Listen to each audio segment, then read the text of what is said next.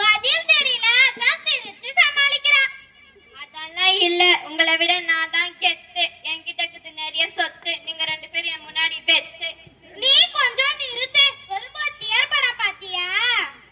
பேசும்போது பார்த்து பேசு. படிச்சவருக்கு பண்பு இருக்கணும், படப்படப்பு இருக்க கூடாது, அன்பு இருக்கணும். ஆனா அகங்காரம் இருக்க கூடாது. ஐயோ, படையப்ப படத்தையும் சேர்த்து பார்த்திருக்கா போல. இவ வாழ்த்தி கல்விதான் சிறந்ததுன்னு. உலகத்துல வீதம் தான் சிறந்தது. சுவர் இருந்தா தான் சித்திரம் வரைய முடியும். அதனால் வீதம் தான் சிறந்தது. ஐயா, வீரம் உள்ள வேதாளம் உள்ள கல்விதான் சிறந்தது. எக்ஸோ தீன்சா ஒத்து கோடி, நான் ஒன்னொன்னா சொல்லித்தரேன் கத்து கோடி. எக்ஸோ தீன்சா ஒத்து கோடி, நான் ஒன்னொன்னா சொல்லித்தரேன் கத்து கோடி. கல்வியை விட செல்வம் தான் சிறந்தது. செல்வம் இல்லைன்னா சில காத்து கூட 10 செய்யும் தெரியுமா? இந்த காசு 10ல ஏதாவது ஒண்ணு சொல்லு பாப்பா. ஏன் படிக்காத காமராசர் கூட முதலமைச்சரா இருந்தாங்களே. அவர் படிச்சிருந்தா பிரதமர் ஆயிருந்தாலும் வாங்கிருக்கலாம்.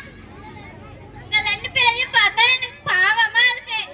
நீ சிரிக்கிறத பார்த்தா எனக்கு கோவமா இருக்கு. ஒழுங்கா விஷயத்துக்கு வா. வீரபாண்டிய கட்டபொம்மன், சுபாஷ் சந்திர போஸ் இவங்கள மாதிரி வீரமா இருந்தா தானே ஹிஸ்டரியில இடம் பிடிக்க முடியும். அப்படி இடம் பிடிக்க முடியலைன்னா என்ன பண்றது? வளரத்துக்கு சோறு வேணும், சோறுக்கு காசு வேணும். வீரம் தான் சிறந்தது. வீரம் தான் சிறந்தது.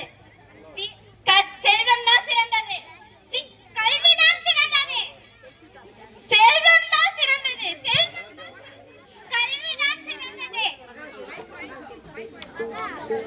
கல்வியா செல்வமா வீரமா? கல்வியா செல்வமா வீரமா? அன்னையா தந்தையா தெய்வமா? கல்வியா செல்வமா வீரமா? அன்னையா தந்தையா தெய்வமா? ஒன்றில்லாமல் மற்றொன்று உருவாகுமா? இதில் உயர்வென்றும் தாழ்வென்றும் பிரிவாகுமா?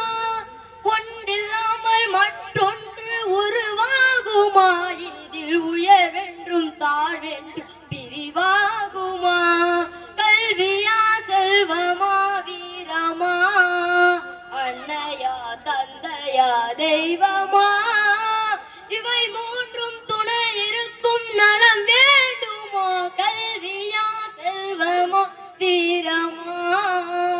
அன்னையா தந்தையா தெய்வமா?